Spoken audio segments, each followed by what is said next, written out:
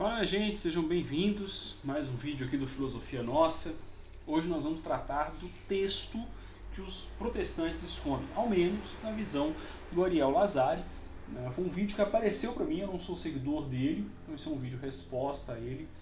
E nós vamos apresentar aqui uma possível interpretação protestante para o texto que ele afirma ser, inclusive, a porta de entrada de alguns ou a porta de conversão, né, de alguns protestantes ao catolicismo. Eu não tenho esses dados, claro, então não vou aqui discutir isso. E o objetivo do vídeo também não é refutar argumento por argumento, é propor uma apresentação de uma proposta de interpretação protestante. Beleza? Dizer que não é um texto temido, né? Mas é um texto que a gente tem sim uma possível interpretação, uma possível compreensão do texto protestante. Beleza? Assim como ele apresenta. Ele defende, né, a percepção católica a partir desse texto. Beleza? Então, antes da gente continuar, se você gosta, né, de filosofia cristã, apologética cristã, curte, comente, se inscreva aqui no canal Filosofia Nossa. A gente trata dos mais diversos assuntos sob o ponto de vista cristão. Tudo bem? Então se inscreva no canal, compartilhe o vídeo, deixe sua opinião nos comentários, beleza? E considere ser nosso aluno. Nós temos, inclusive, aulas gratuitas, exclusivas e gratuitas aqui no YouTube.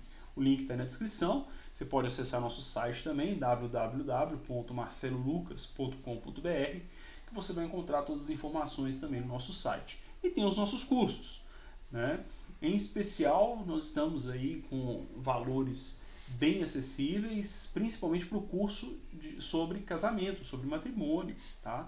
Chama Casamento Eterno, em que eu apresento as bases cristãs bíblicas sobre o casamento. Então, se você é solteiro, quer se casar, já quer entrar em um casamento, já entendendo a função da mulher, do homem, numa perspectiva bíblica, esse curso é para você. Se você já é casado, quer resolver algum problema no casamento, quer entender melhor, quer melhorar seu relacionamento, esse curso também é para você.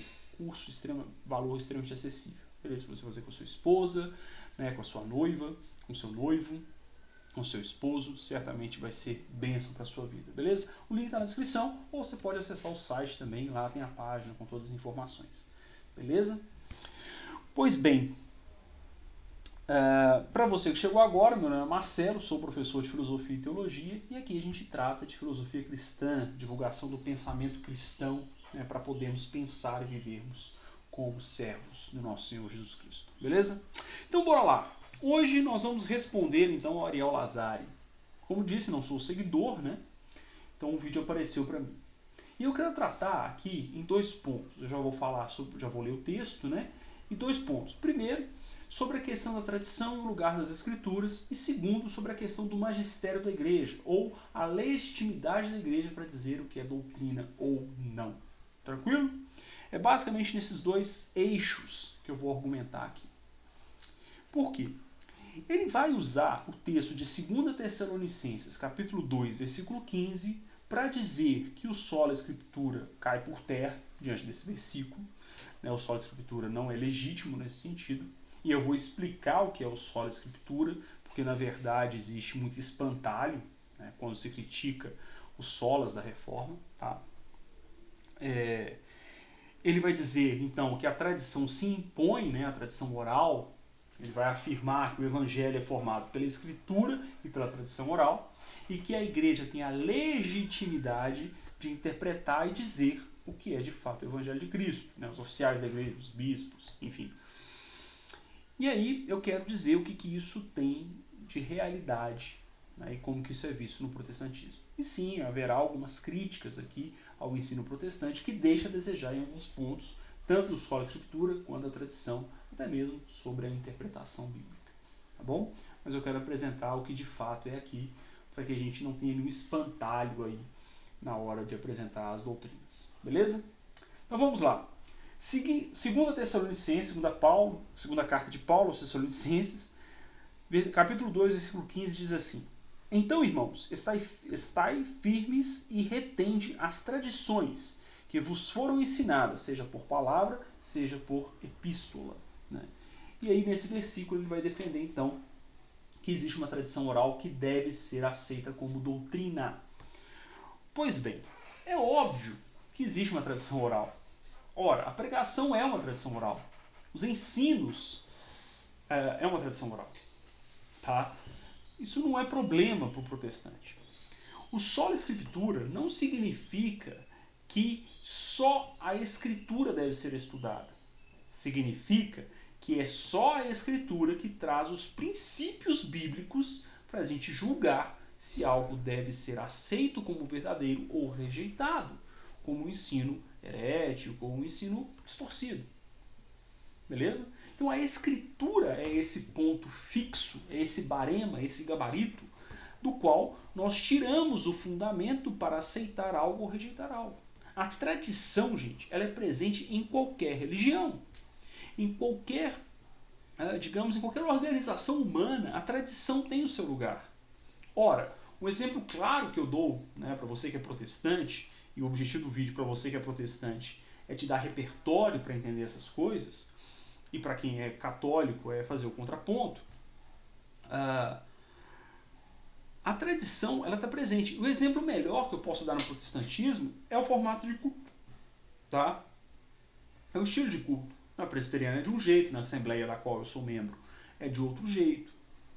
Na batista é um pouco diferente. Agora, os elementos de culto presentes na escritura tem que estar lá. Que é o quê? Oração, adoração, que hoje é basicamente o louvor, e a exposição da palavra de Deus, a pregação da palavra de Deus. Estando esses três elementos, que são os princípios que nós podemos extrair do Antigo e do Novo Testamento, o culto ele é bíblico. É claro, uma pregação bíblica, né, gente? Hoje em dia tem umas pregações aí que, pelo amor de Deus. Mas enfim, não é sobre isso o vídeo. Esses são os elementos. Perceba que o formato de culto, né, um pouco mais animado, que é o da assembleia, com testemunhos, com primeira palavra, segunda palavra, né, a palavra principal, é um estilo de culto que vai ser dado o quê? Pela tradição. É exatamente isso. Inclusive, as interpretações bíblicas vão formar tradições. O que às vezes me deixa preocupado é que o apologeta católico ele vai dizer, como o próprio Ariel diz, e aqui entenda como uma crítica mais no sentido propositivo, vai dizer como se a igreja evangélica tivesse perdido. Ele usa, inclusive no seu vídeo, a expressão assim, cada evangélico escolhe a interpretação que o pastor dá. Ele escolhe o pastor pela interpretação que ele dá, porque ele acha que ele é verdadeiro. Em certa medida isso é real, mas essa afirmação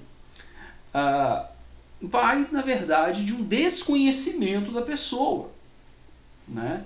Algo parecido, não é a mesma coisa, pode ser dito de um católico que não conhece os documentos oficiais da igreja. Tá? Uma vez que as igrejas evangélicas têm suas declarações de fé. A Assembleia tem uma declaração de fé. Né? Existe uma declaração de fé batista. Existe lá a declaração de fé de Westminster. Tá? Ou seja, existem documentos que vão dizer sobre a doutrina. Então não é uma livre interpretação. Lutero nunca falou de uma livre interpretação das Escrituras. A Reforma Protestante traz o livre exame das Escrituras que está na Bíblia. Né? Todo mundo poder examinar as Escrituras está na Bíblia. Você pega lá Atos 17? Acho que é 17, Paulo, né, que Paulo vai falar, né, Lucas vai registrar, sobre os crentes de Bereia, que foram mais nobres que os de Tessalônica, porque eles ouviam de bom grado, com o coração aberto, e conferiam nas escrituras. Ou seja, livre exame, isso é escriturístico, não a livre interpretação. Né? Então o pastor, claro, como não existe uma instituição, né, o pastor fala o que ele quiser. Né? Mas o ponto é, existem documentos, existe uma tradição interpretativa que pode servir de barema. Né? Então não é essa bagunça generalizada que às vezes o apologeta católico quer fazer, quer mostrar, quer fazer valer que seja. Tá? Então não é assim. Beleza? Não existe essa interpretação bagunçada da escritura. Pelo menos não deveria existir. Né? E existem formas de você lastrear o que é certo e o que é errado. Tá bom? Ou seja, o sola escritura ele não está dizendo que a igreja não irá interpretar a Bíblia. Não. O que ele está dizendo é que, inclusive o objetivo de Lutero é esse, é dizer que a tradição oral não será mais fonte doutrinária. Certo? Ou melhor, ela só será considerada se ela tiver eco na Escritura. Eu não posso usar princípios gerais para dizer que uma prática que não tem eco bíblico seja adotada como fé católica. Isso aconteceu recentemente quando o Papa, no seu documento, vai dizer que Maria não é corredentora. A corredenção de Maria era uma prática comum, era uma crença comum entre os católicos. E aí? Quem acreditou nisso, acreditando que estava caminhando para a salvação, como é que fica? Não dá. Tudo bem? Então veja, nós entendemos que a tradição ela está presente. O detalhe é, não será um grupo de pastores, um grupo de oficiais que dirá se essa tradição é ou não válida, mas a Escritura. Assim como qualquer ensino, é a partir da Escritura que nós vamos julgar se o ensino é real ou não. Ou melhor, deve ser aceito ou não, é verdadeiro ou não. Beleza? Isso é o solo da Escritura. Tá? Não é a exclusão da tradição, é o confrontar a tradição com o texto bíblico. Então veja, nós não entendemos que o Evangelho é composto por tradição e Escritura. A Escritura, cremos que Deus inspirou profetas e apóstolos e as pessoas próximas a eles a escrever o cânon para nos deixar os princípios básicos para discernir essas coisas. Portanto, eu não posso, sem a luz da Escritura, dizer que uma tradição é válida para a fé cristã. É nesse sentido. Essa é a crença protestante. Ok? É isso que nós cremos. Não é que nós excluímos a tradição. A tradição é uma realidade. Inclusive, um bom cristão, ele precisa conhecer a história da igreja, a história do catolicismo. Ele não pode sair simplesmente falando que o catolicismo está errado sem conhecer a história. Você tem que saber o que você está falando. A história do papado, o que são os bispos. Na crença católica, os bispos são sucessores dos apóstolos. E aí a gente já começa a entrar no nosso segundo eixo, que é sobre o magistério da igreja. Nós não cremos que o magistério seja legítimo para estabelecer a doutrina, para proclamar dogmas. Beleza? A doutrina é estabelecida a partir da interpretação do texto sagrado. Uma interpretação, cremos, iluminada pelo Espírito Santo. Ainda que nós tenhamos crido por um tempo em uma interpretação errônea, uma vez que uma melhor interpretação aparece, a errônea deve ser abandonada. É assim nós cremos. Até o próprio Ariel fala no vídeo que a igreja pode proclamar as doutrinas. Isso pode mudar com o tempo, a interpretação pode mudar com o tempo. Perfeitamente. O detalhe é, nós protestantes cremos que isso mudará mediante a interpretação do texto sagrado. Não de um documento dado por um colegiado, beleza? Ou por uma instituição.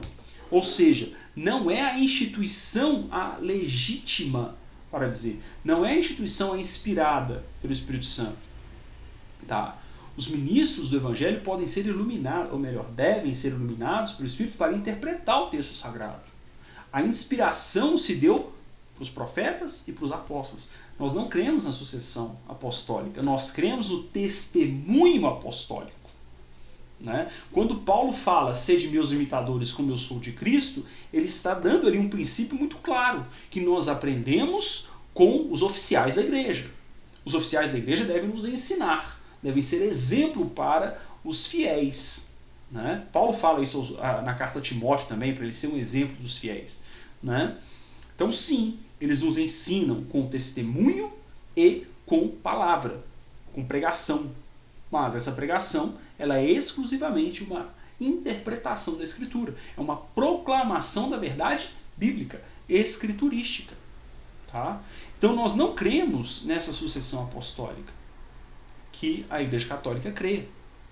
Portanto, para nós, esse texto, quando Paulo fala estai firmes e retende as tradições que vos foram ensinadas, é sim o ensino da igreja, que foi ensinado ao longo dos anos. Mas esse ensino será rigorosamente comparado com as Escrituras, ou deve ser rigorosamente comparado com a Escritura, não com a tradição oral. E por que isso, gente? Por algo muito, muito simples. de se explicar. Por mais que eu tenha uma admiração enorme pelo pensamento de Tomás de Aquino, inclusive é o autor que eu estudo no mestrado em filosofia, não dá para equiparar o que Tomás de Aquino está falando com a autoridade escriturística. Não tem como. Tudo bem? Não dá para eu pegar uma prática que se iniciou, né, séculos depois e colocar como prática cristã legítima. Tudo bem? Por exemplo, peguemos aí, eu sei que é um ponto muito nefrálgico, né, do catolicismo, mas a adoração, a veneração não vamos usar o termo correto, a veneração dos santos, tá? Não me parece estar presente nos apóstolos. Se isso fosse uma prática a ser colocada para toda a cristandade, o Espírito Santo teria guiado os apóstolos a escrever sobre isso. Mas não há. Não há nenhuma menção de João para Pedro, ou não há nenhuma menção dos apóstolos em uma veneração aos profetas do Antigo Testamento. Não há. Né? Não existe nenhuma menção apostólica a uma veneração a Maria, a José, né, os pais do Senhor Jesus. E aqui, gente, eu não estou depreciando Maria, por favor. Né? Para você que é protestante, Maria é mãe de Deus? Sim, Maria é mãe de Deus. Por quê? Jesus é homem e Deus ao mesmo tempo. Tá? Então é uma realidade, Maria é mãe de Deus. Então aquele argumento, Maria é mãe de Jesus enquanto homem. Não, Jesus sempre foi um homem e Deus ao mesmo tempo. Tá? O que ele se esvazia, a kenosis, né, a doutrina da kenosis, o esvaziamento, é da glória. Né? Ele se esvazia da glória, mas não da natureza divina. Então ali há o quê? Uma hipostase, né? Duas naturezas. Isso é claro, é um mistério da fé e tal. Né? Mas Paulo ele é muito enfático nisso, né? Sendo Deus e homem, sendo totalmente Deus, totalmente homem. Tá? Ele é muito enfático nisso, beleza? Então a doutrina apostólica, os textos bíblicos são enfáticos em dizer que Jesus é homem e Deus. É o verbo encarnado, beleza? É o verbo que se fez homem, é o Deus que se fez carne, tá bom? Então ele não deixa de ser Deus. Então Maria é mãe de Deus, ok? E aqui não se trata de depreciá-la em nada. É óbvio que Maria não é como uma outra mulher qualquer, ela foi escolhida por Deus para gerar seu filho. Agora, isso não dá a ela nenhuma característica divina, pelo menos os apóstolos não atribuem isso a ela, tá? Em nenhum momento da Escritura, nas cartas de Paulo, nas cartas de Pedro, nas cartas de João, você verá uma menção a alguma divindade de Maria. Certo? Não há nas cartas. Logo, a veneração dos santos ela é muito posterior ao período apostólico. Né? Pais da igreja, né? Muito posterior, quero dizer assim, é posterior, né? Não significa que é séculos depois. Mas é uma prática posterior. A veneração dos santos, né? É depois, ela é posterior. Né? E aí começa a se proclamar beatificações, canonizações. Né?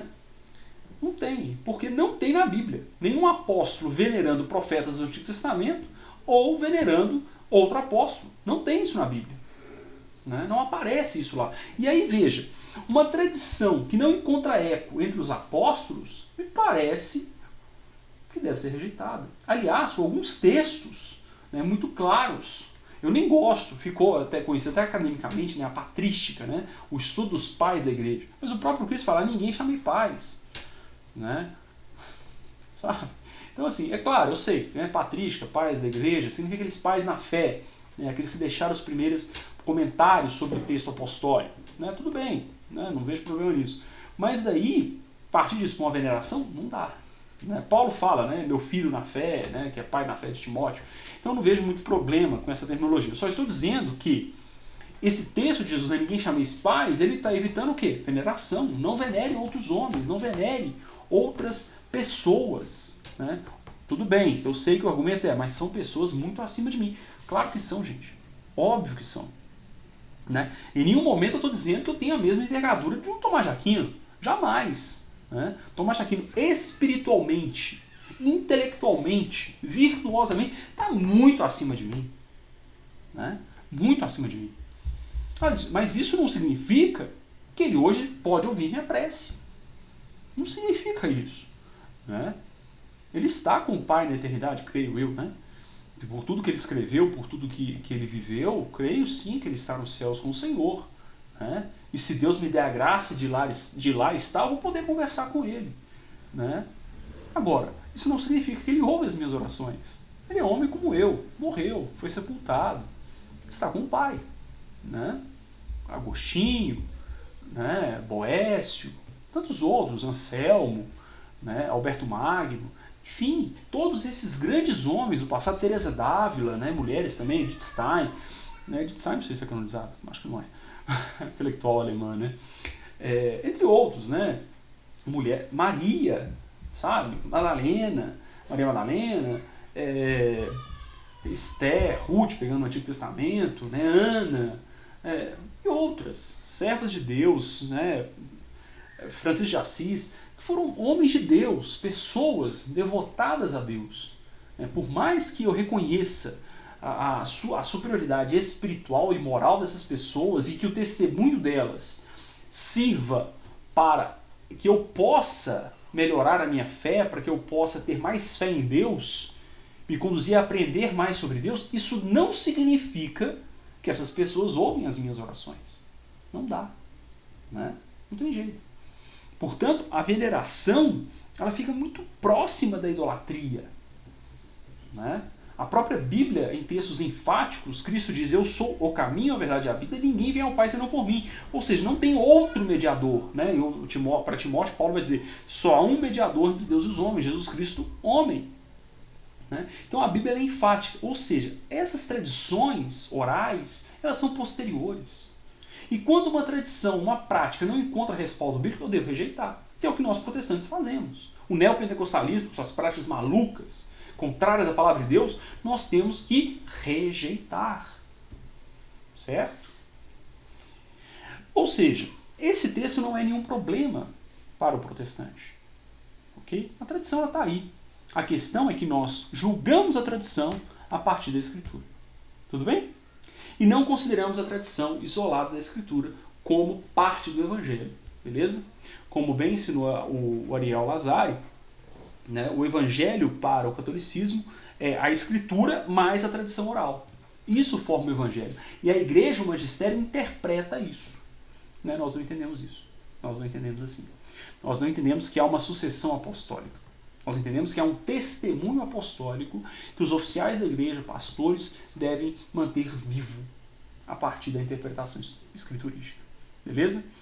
É assim que interpretamos. Então, sim, preserve a palavra de Deus, preserve a pregação do Evangelho, que é a tradição oral. A tradição oral nada mais é que a pregação do Evangelho. Tudo bem?